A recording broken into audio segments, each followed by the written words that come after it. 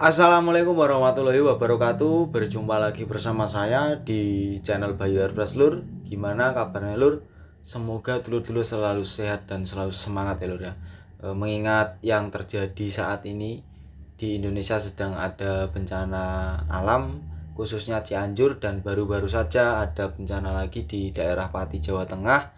Semoga teman-teman kita yang ada di sana selalu dalam lindungan Allah Subhanahu wa taala ya Lur ya. Kita saling berdoa, saling mendoakan, dungo dindungo, semoga kita selalu diberi keselamatan. Amin. Oke Lur. Di video ini kita akan membahas lagi motif sedikit airbrush untuk tangki CB ya. Nah, di cuplikan awal tadi itu adalah mal-malan airbrush, mal-malan untuk membuat motif supaya di sisi kanan dan sisi kiri itu sama ya Lur ya. Jadi bisa presisi. Nah, caranya seperti itu, dimal dulu sebelah kanan atau sebelah kiri dulu, lalu kita mal di bagian yang lain biar motifnya itu bisa sama ya Lur, nggak melenceng jauh. Caranya seperti itu, di mal dulu menggunakan kertas, lalu di sketch pakai pensil atau alat yang ada, lalu kita bikin solasi potongan untuk membuat garis tepinya atau garis line-nya ya. Oke, di video ini kita akan airbrush di atas cat candy tone.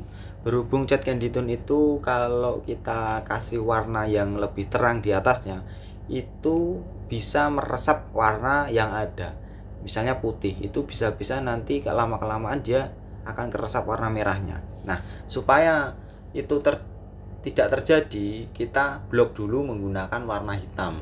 Nah, cara ini bisa dipakai, dan ada cara lagi yang seperti kemarin saya buat itu. Kalau enggak gitu, kita clear dulu, kita keringkan, kita amplas, baru kita membuat motif. Nah, kalau ini kan projectnya lumayan pengen cepet, jadi saya nggak clear dulu, jadi saya pakai cara ini. Jadi sebelum kita naikkan ke warna berikutnya, warna cerah, kita blok dulu menggunakan warna hitam. Oke Lur, setelah warna hitam tadi sudah kering, di bagian yang saya tutup tadi itu nanti kita akan bedakan warnanya. Jadi kita tutup dulu, dan di sini kita akan buat macam motif. Sebelumnya kita semprot warna putih dulu, lalu kita naikkan warna kuning, dan lalu kita buat macam gradasi untuk di bagian warna kuningnya. Gradasinya warna merah ya Lur ya. Oke Lur, setelah ini nanti kalau sudah selesai, kita kelupas di bagian yang kita tutup, lalu kita pastikan bahwasanya motif yang sudah kita buat ini sudah kering dan bisa kita buka di bagian yang kita tutup tadi, lalu kita tutup kembali di bagian yang sudah jadi. Nah, maksud saya di bagian yang kuning sama merah ini kita tutup. Supaya apa? Supaya nanti pas kita penyemprotan di bagian lainnya itu enggak terkena overspray dari cat yang kita semprotkan ya Lur ya. Nah, ini untuk motif yang pertama sudah jadi dan sudah kering. Di sini yang saya tutup tadi itu saya kelupas. Setelah kita kelupas, nanti kita akan tutup kembali bagian kuning sama merahnya itu untuk membuat lagi motif yang sudah kita sediakan ini ya. Yang untuk yang di warna hitam itu nanti kita akan buat motif sedikit menggunakan warna putih.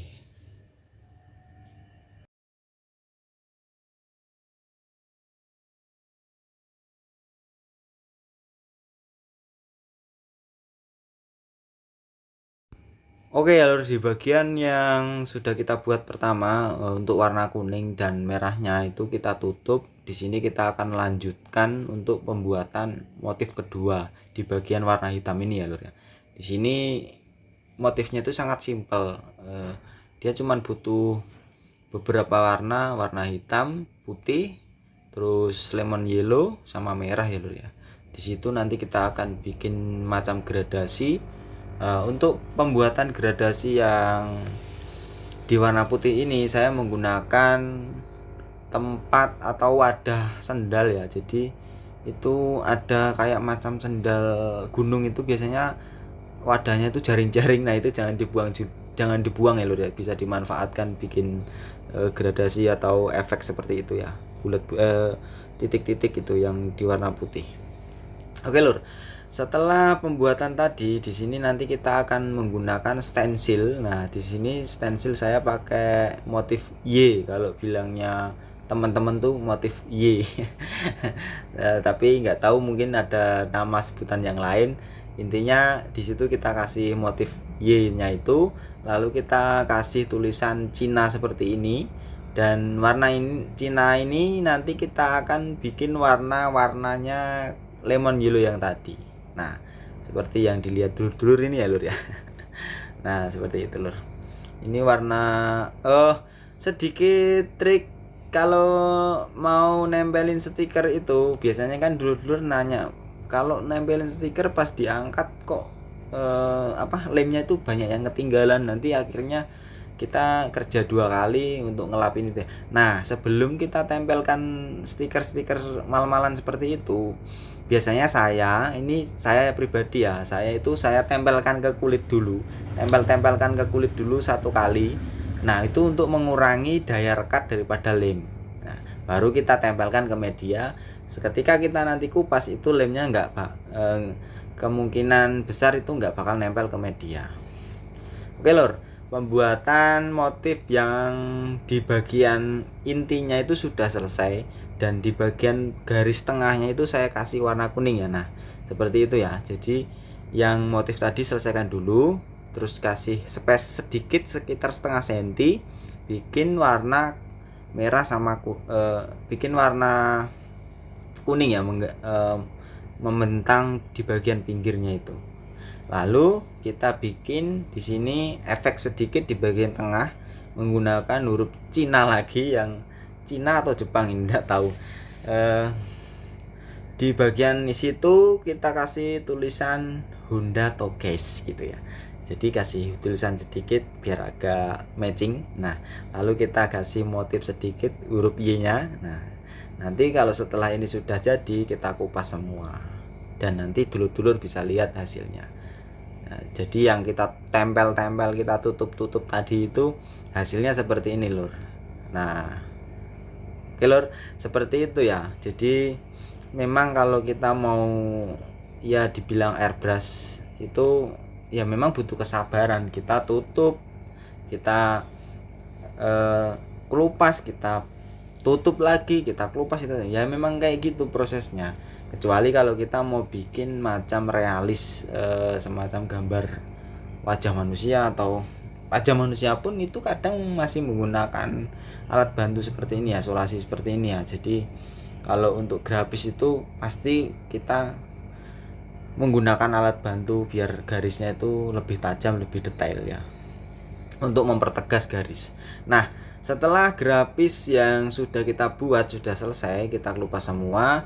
Lalu di bagian pinggir atas, atas depan itu kayak kasih warna hitam garis-garis gitu ya lur ya. Jadi mengikuti tren yang ada. Kalau untuk tulisan Cinanya itu terus Honda Togeist-nya itu memang saya buat seperti itu. Oke lur, untuk pengekliran awal di sini saya lakukan, karena ini PU, saya nggak berani nginepnya lama-lama, nanti susah kalau nginepnya lama-lama. Kalau bahan PU itu semakin kering, semakin dia nggak bakal bisa merekat dengan sempurna, nggak bisa dapetin chemical bonding antara clear sama catnya ya. Jadi di sini langsung saja saya lakukan pengekliran di malam hari. Untuk pengekliran pertama di sini saya pakai 3100 clear andalan saya untuk clear pertama. Ini untuk ngunci bagian airbrush yang ada ya. Nanti kita akan lakukan plocut setelah clear ini kering. Oke lor, di sini nanti saya jelaskan juga cara pengeklirannya supaya pas ketika kita melakukan plocut atau clear ulang atau clear di atas clear itu nggak khawatir jebol. Oke, seperti biasa setelah kita lakukan mixing rasio untuk clearnya, di sini kita pastikan media ini bersih. Lalu kita cek kembali bagian-bagian grafis yang menggunakan solasi atau menggunakan stiker, pastikan bahwasanya tidak ada lem yang tertinggal di situ ya lur ya. Jadi di sini kita lap dulu, kita cuci dulu, bisa menggunakan sabun, atau kalau memang ada sedikit ketinggal lemnya itu bisa menggunakan minyak kayu putih, tapi jangan banyak-banyak ya. Jadi ngelapnya slow, jangan terlalu ditekan karena minyak kayu putih itu keras, jadi dia bisa mengikis cat yang ada. Oke lur, untuk teknik pengeklirannya di sini, untuk pengekliran alat saya pakai Meiji Finer Force yang tipe T ya. Untuk perbandingan tadi 41 banding 15% untuk tinernya. Nah, untuk di bagian tepi kita dahulukan, lalu nanti kita akan semprot di bagian motif, semua keseluruhan dulu tipis. Nah, lalu kita akan lakukan penyemprotan di bagian yang kita utamakan, yang kita overkan untuk film yang kita inginkan itu di bagian airbrushnya dulu ya, bagian motifnya itu dulu. Nah, kenapa? Alasannya karena kita nanti akan melakukan pengekliran kedua untuk mengambil rata daripada media itu. Karena kalau kita menggunakan mal-malan solasi itu pasti di media itu nggak bakal dia bisa langsung rata. Walaupun kita clear setebal apa, pasti clear itu mengikuti gelombang yang ada di situ ya. Jadi misalnya catnya itu tinggi sebelah, itu pasti clear itu akan mengikuti. Tekniknya seperti ini. Di sini kita ketempelan atau kedatangan makhluk halus. Bukan makhluk halus ya, tapi kotoran sedikit kita hilangkan dulu.